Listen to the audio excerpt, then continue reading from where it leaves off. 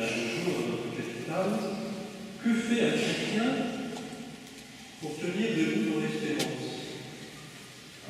Il prie, bien sûr. Il supplie, il invoque, il intercède. Mais indissociablement, un chrétien, pour tenir debout dans l'espérance, c'est un homme ou une femme qui va ouvrir le livre de la parole de Dieu. Parce que quand on plonge dans la parole de Dieu, on en sort tout illuminé, tout transfiguré, tout régénéré. La parole de Dieu, c'est comme un bain de lumière. Il faut vraiment s'y plonger régulièrement.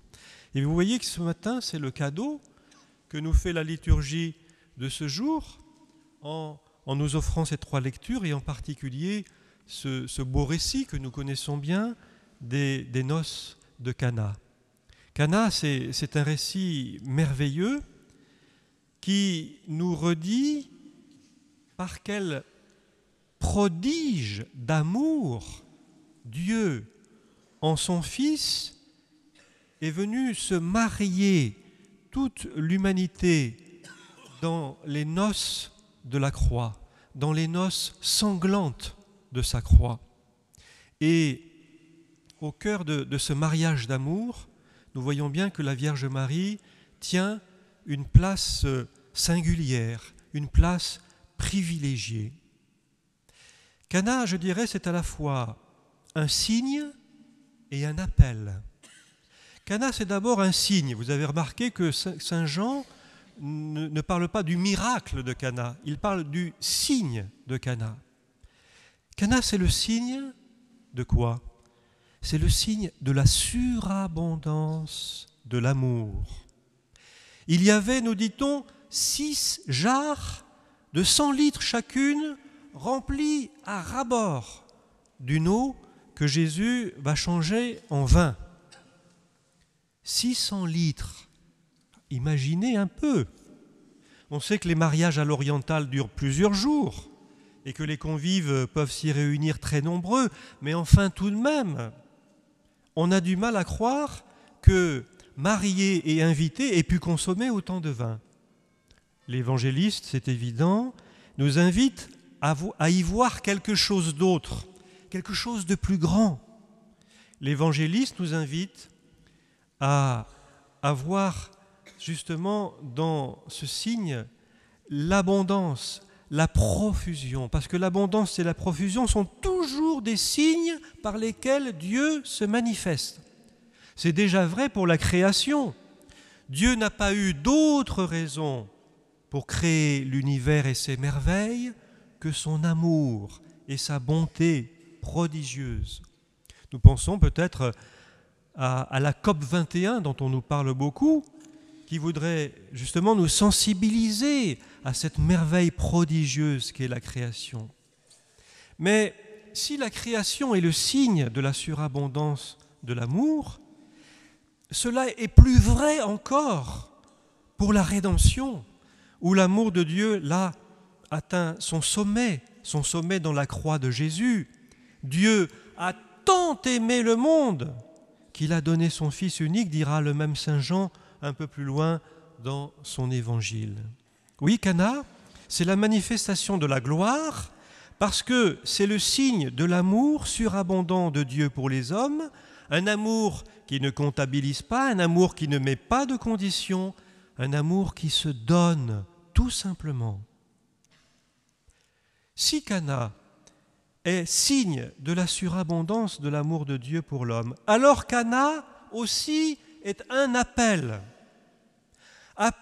à nous laisser transformer personnellement dans les profondeurs par cet amour sauveur de Jésus lui-même. À Cana, en effet, l'eau a réellement été changée en vin. L'eau, c'est quoi? L'eau, je dirais, c'est la bonne volonté de l'homme.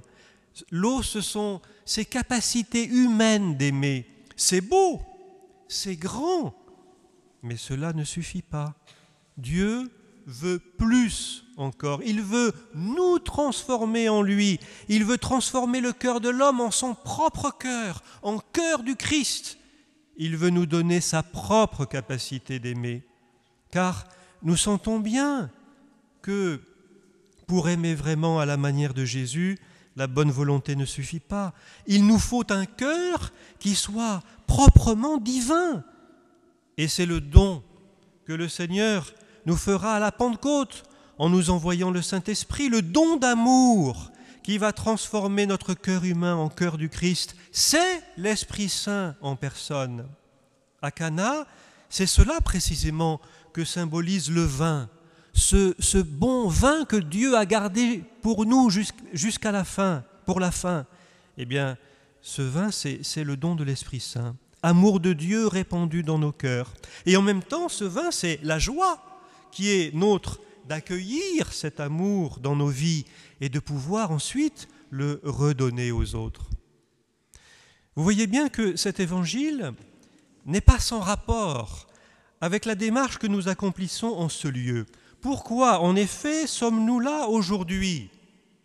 Nous sommes là parce que nous croyons que Dieu nous a destinés à vivre pour toujours avec lui dans la béatitude éternelle. Nous sommes là parce que, comme croyants, nous attendons la résurrection des morts et la vie du monde à venir. Nous le redirons tout à l'heure dans la profession de foi. Nous sommes là parce que nous voulons prendre au sérieux la promesse que le Seigneur nous a faite à tous de partager un jour son bonheur et sa joie. Et c'est au nom de cette foi que nous invoquons le secours de Dieu et de Marie pour les défunts qui nous ont déjà quittés et qui se trouvent au purgatoire. Membres d'un même corps, comme le disait saint Paul tout à l'heure dans la deuxième lecture, nous nous sentons solidaires de nos frères et sœurs qui nous ont précédés sur le chemin du ciel et qui vivent l'ultime étape de la purification. Mais parce que nous sommes solidaires de chacun d'eux précisément, nous ne pouvons pas invoquer le secours de Dieu pour nos défunts et nous exclure en même temps de cette supplication fervente. Nous aussi, nous avons l'impérieuse nécessité de préparer notre ciel pour être, s'il est possible, rendus dignes des promesses du Christ, comme on le dit chaque jour dans la belle prière de l'Angélus. Et comment, mes amis, nous mettre aujourd'hui dans les conditions d'accueillir le bonheur éternel? Comment, aujourd'hui déjà, préparer notre ciel? Eh bien, tout simplement, en obéissant à l'ordre que Marie nous adresse à Cana. Faites tout ce qu'il vous dira. Faites tout ce qu'il vous dira. Dans la bouche de Marie, cela veut dire « Choisissez-le, mon fils, comme le Seigneur de vos vies ». Cela veut dire « Soumettez-vous aux douces directives de son amour. Croyez qu'il a le pouvoir de changer votre vie comme il a changé l'eau en vin, de la rendre pleinement féconde et heureuse. » À Cana, Marie se révèle à nous comme la mère qui veut conduire à son fils tous ses enfants jusqu'à ce que se réalise ce mariage d'amour, c'est-à-dire cette union parfaite avec Jésus pour leur bonheur et pour le sien. C'est ainsi qu'à Cana, Marie nous révèle, et je crois que c'est important, au moins deux caractéristiques propres à ce ciel dans lequel un jour nous espérons entrer. Elle nous redit d'une part que le ciel, mais vous le savez bien, ce n'est pas un lieu, ce n'est pas un endroit. Le ciel, c'est quelqu'un. Le ciel, c'est une personne vivante. Le ciel, c'est Jésus lui-même. Vivre au ciel, en définitive, c'est être avec le Christ. Là où je suis, vous serez aussi avec moi, nous dit Jésus dans l'évangile de Jean. L'homme est déjà dans le ciel, oui, quand il s'approche tout près du Christ, quand il se laisse combler de la grâce de sa présence, quand il se laisse remplir de sa vie de ressuscité. Ce que nous révèle Marie, d'autre part, c'est que le ciel, ce n'est rien d'autre et rien de moins, en définitive, que l'amour parvenu à sa perfection. Le ciel, c'est l'accomplissement définitif de notre existence d'hommes et de femmes au moyen de l'amour.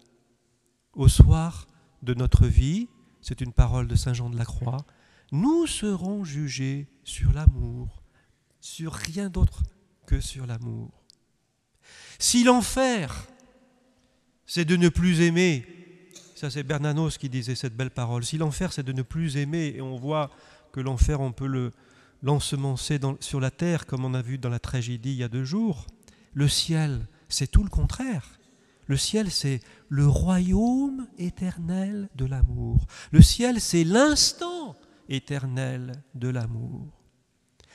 Alors frères et sœurs, c'est le signe de Cana qu'à la demande de Marie, Jésus renouvelle pour nous ce matin dans le mystère de cette Eucharistie. Nous qui sommes rassemblés en ce lieu, nous sommes les petites jarres, oserais-je dire, vous me permettez avec un peu d'humour, de dire que nous sommes les petites cruches du bon Dieu. Vous acceptez que je dise que nous sommes les petites cruches du bon Dieu? Ces cruches que le Seigneur veut remplir à ras-bord du vin de son amour.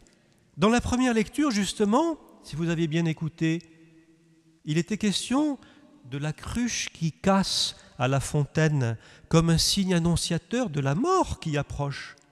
Une cruche brisée, vous êtes d'accord avec moi, ne sert plus à rien parce qu'on ne peut plus la remplir. Mais nous qui sommes encore de ce monde, nous qui portons en nous le souffle de la vie, oh oui, je vous le demande, soyons ces cruches, toutes offertes au remplissage de l'amour. Oh, nos capacités, c'est vrai, sont sans doute très diverses, mais comme le disait la petite Thérèse, en fait c'est sa sœur Pauline qui lui en avait fait la démonstration, que nous soyons dés à coudre ou grands vers, cela ne change rien au fait que Dieu veut nous remplir tout entier. Alors c'est à vous de choisir d'être ou dés à coudre ou grand vers. Je vous laisse le choix.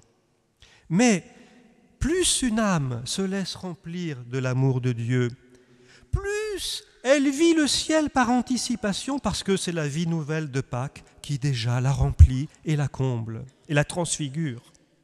Le remplissage, vous le savez bien, le Seigneur le réalise au moyen de la prière et des sacrements. C'est tout simple. On ne prie pas dans un autre but que de se laisser remplir par Dieu. On ne prie pas dans un autre but que pour se laisser combler par l'amour de l'Esprit Saint. Et une fois rempli, un chrétien, qu'est-ce qu'il fait ? Eh bien, il ne peut faire que redéborder sur les autres l'amour reçu de Dieu. C'est son devoir de disciple missionnaire. Impossible, en effet, de garder l'amour pour soi. L'amour reçu est fait pour être redonné. C'est la nature même de l'amour que de se répandre et de se communiquer.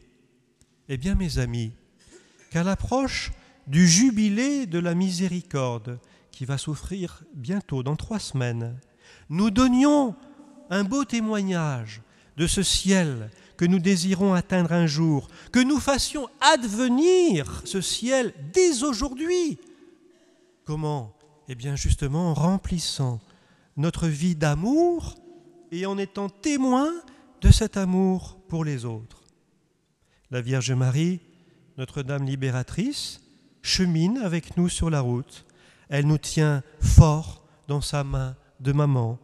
Sous sa houlette, nous ne pouvons qu'avancer résolument dans la confiance, puisque elle prie pour nous maintenant et à l'heure de notre mort.